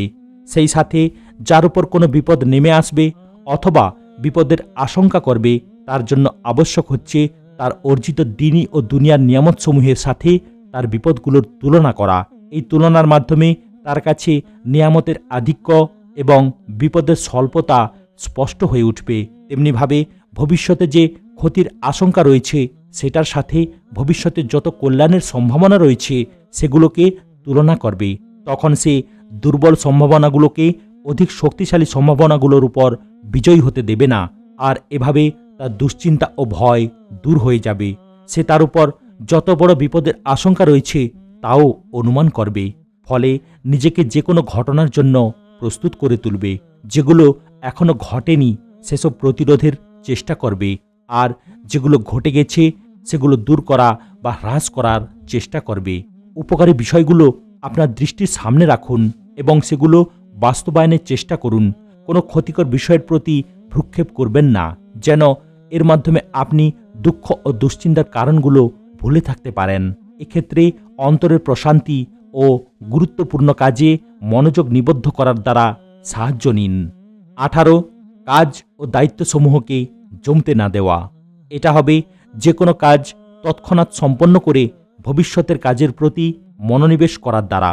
কারণ যখন আপনি কাজগুলোকে যথাসময়ে সম্পাদন করবেন না, তখন আপনার ওপর পূর্বের অসম্পূর্ণ কাজগুলো স্তূপাকারে জমা হয়ে যাবে এবং এর সাথে পরবর্তী আরও অনেক কাজ এসে যুক্ত হবে। তখন এইসব কাজ সমাধান করা আপনার জন্য অনেক কঠিন হয়ে যাবে। অপরদিকে যদি আপনি প্রতিটা কাজ যথাসময়ে সম্পাদন করে নেন, তাহলে আপনি ভবিষ্যতের কাজের প্রতি চিন্তাশক্তি ও কর্মশক্তি সহকারে পূর্ণ মনোনিবেশ করতে পারবেন। এক্ষেত্রে আপনার উচিত হল অধিক গুরুত্বপূর্ণ উপকারী কাজগুলোকে প্রাধান্য দেওয়া এবং তুলনামূলক কম গুরুত্বপূর্ণ কাজগুলোকে এর পরে রাখা। সেই সাথে যেসব কাজে আপনার মন স্থির থাকে এবং আগ্রহ সৃষ্টি হয় সেগুলোকে আলাদা করুন, কারণ এর বিপরীত বিষয়গুলো ক্লান্তি, কষ্ট ও বিরক্তির সৃষ্টি করবে।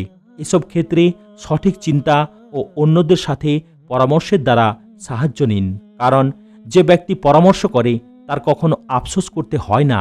আপনি যা করতে চাচ্ছেন তা খুব সূক্ষ্মভাবে পর্যালোচনা করুন। পর্যালোচনা করে যদি আপনি এই কাজের কল্যাণের ব্যাপারে নিশ্চিত হয়ে যান এবং সংকল্প করে ফেলেন, তবে আল্লাহ তাআলার উপর তাওয়াক্কুল করুন, কারণ আল্লাহ তাআলা তাওয়াক্কুলকারীদেরকে ভালোবাসেন।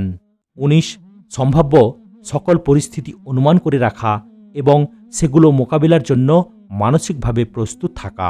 মানুষ যখন তার কোনো বন্ধুকে হারিয়ে ফেলার বা নিকটাত্মীয় অসুস্থ হওয়ার কিংবা সে ঋণগ্রস্ত হয়ে যাওয়ার অথবা শত্রুর নির্যাতনের শিকার হওয়ার কিংবা অন্য যে কোনো বিপদে আক্রান্ত হওয়ার সম্ভাবনা মাথায় রাখবে যা এখনও ঘটেনি, সেই সাথে এসব ব্যাপারে আল্লাহ তাআলার কাছে আশ্রয় চাইবে এবং নিরাপত্তার প্রত্যাশা করবে, তখন এমন কোনো বিষয় যদি তার সাথে বাস্তবে ঘটেও যায়, তবু সেটা তার জন্য মানিয়ে নেওয়া অনেক সহজ হয়ে যাবে এবং সে শান্ত থাকতে পারবে, যেহেতু সেটা আগেভাগেই অনুমান করে রাখবে।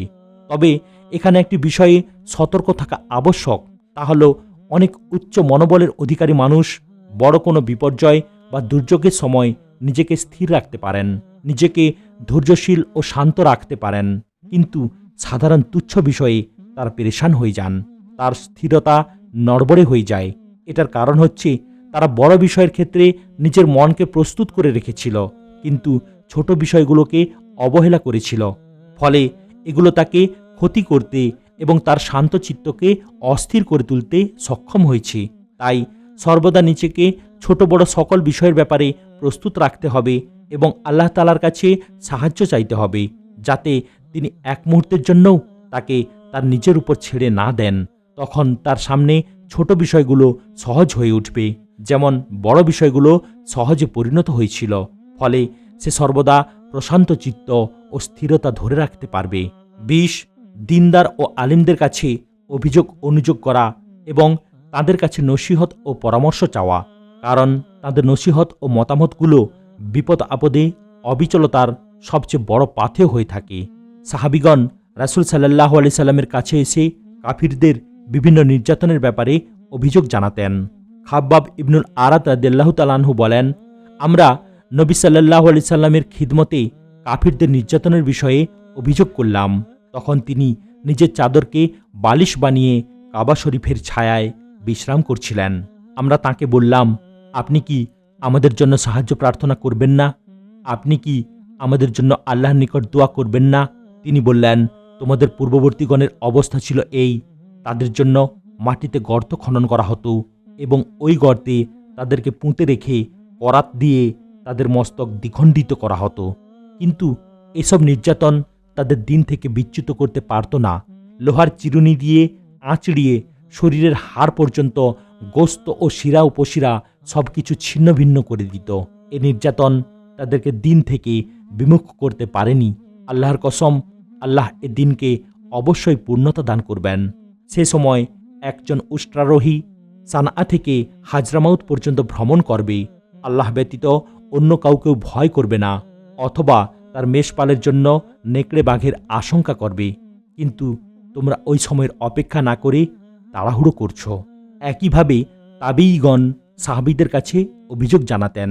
জুবাইর ইবনু আদি রাহিমাহুল্লাহু বলেন, আমরা আনাস ইবনু মালিক রাদিয়াল্লাহু তাআলা আনহুর কাছে গেলাম এবং হাজ্জাজের দ্বারা আমরা যে জ্বালাতন ভোগ করছিলাম সে সম্পর্কে অভিযোগ পেশ করলাম। তিনি বললেন, ধৈর্য ধরো, কারণ মহান রবের সাথে মিলিত হওয়ার পূর্ব পর্যন্ত তোমাদের উপর এমন কোনো যুগ অতীত হবে না যার পরের যুগ তার চেয়েও বেশি খারাপ নয়। তিনি বলেন, এ কথাটি আমি তোমাদের নবী সাল্লাল্লাহু আলাইহি ওয়াসাল্লামের কাছ থেকে শুনেছি। বিপদগ্রস্ত বা হতাশাগ্রস্ত মানুষ সেই আলিম ও আদর্শবান মুসলিম ব্যক্তিদের থেকে এমন কথা শুনবে যা তাকে প্রশান্ত করবে এবং তার দুশ্চিন্তা ও পেরেশানির কষ্ট লাঘব করবে। এই ক্ষেত্রে আরেকটি বিষয় হল সত্যবাদী ভাই, বুদ্ধিমান নিকটাত্মীয়, বিশ্বস্ত স্বামী ও স্ত্রীর কাছে আশ্রয় নেওয়া। যেমন ফাতেমা রাদিয়াল্লাহু তাআলা আনহা যখন দুশ্চিন্তাগ্রস্ত হয়েছিলেন তখন তার স্বামী আলী রাদিয়াল্লাহু তাআলা আনহুর কাছে অভিযোগ করেন। আব্দুল্লাহ বিন উমর রাদিয়াল্লাহু তাআলা আনহু থেকে বর্ণিত যে একবার রাসূলুল্লাহ সাল্লাল্লাহু আলাইহি সাল্লাম ফাতেমা রাদিয়াল্লাহু তাআলা আনহার ঘরে উপস্থিত হয়ে তার দরজায় একটি কারুকার্য খচিত পর্দা ঝুলতে দেখেন, যে কারণে তিনি ভেতরে প্রবেশ না করে ফিরে আসেন। কদাচিৎ এরকম হতো যে নবী সাল্লাল্লাহু আলাইহি সাল্লাম ভেতরে প্রবেশের আগে ফাতিমাকে কিছু জিজ্ঞেস করতেন না। এ সময় আলী রাদিয়াল্লাহু তাআলা আনহু ঘরে ফিরে ফাতিমা রাদিয়াল্লাহু তাআলা আনহাকে চিন্তিত দেখে জিজ্ঞেস করেন, ব্যাপার কি, তোমার কি হয়েছে?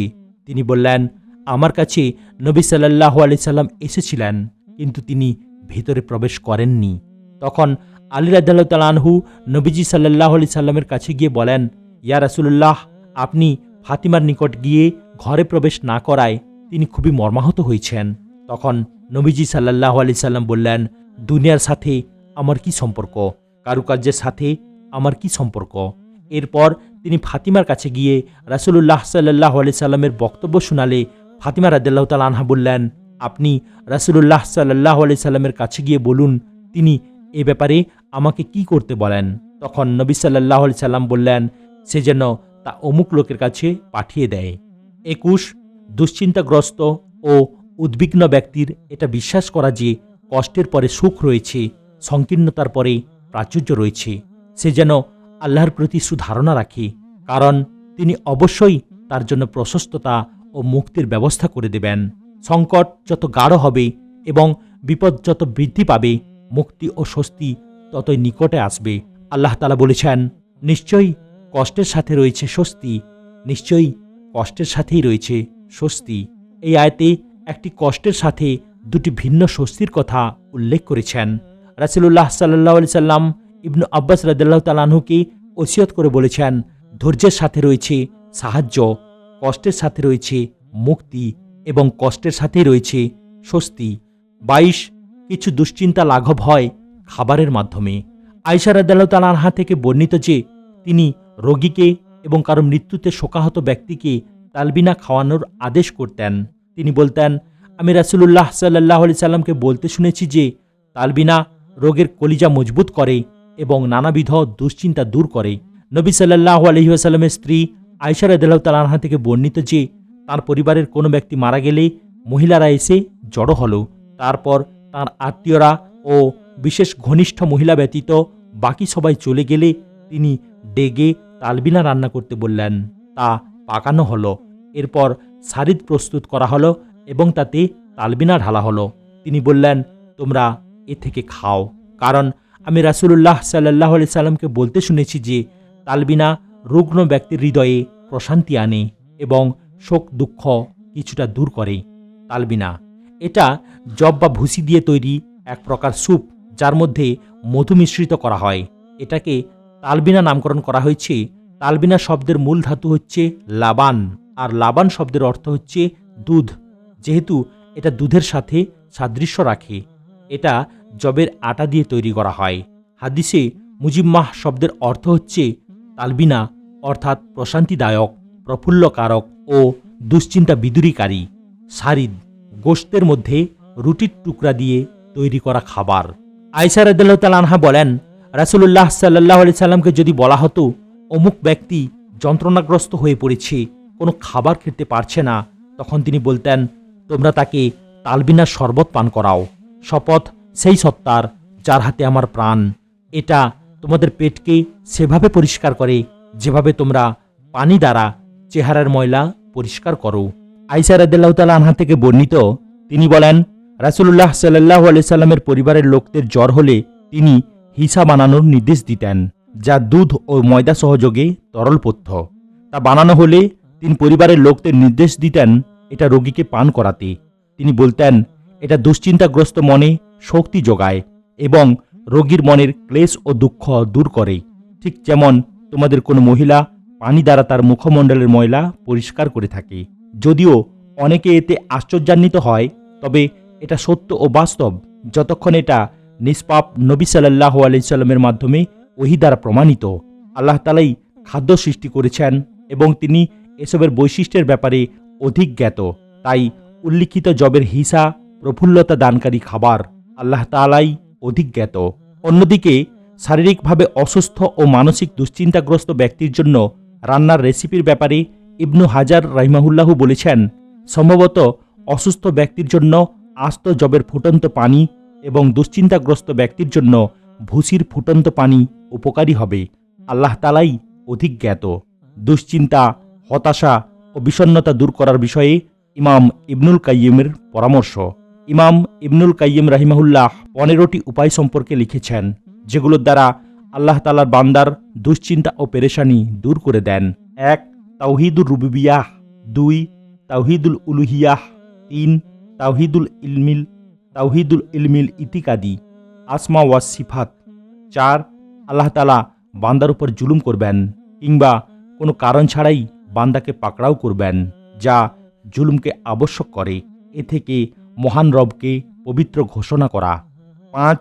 বান্দার স্বীকার করা যে সে জালিম। 6. আল্লাহ তাআলার কাছে সবচেয়ে প্রিয় বিষয়ের দ্বারা প্রার্থনা করা। সেগুলো হলো তার নাম ও গুণাবলীসমূহ।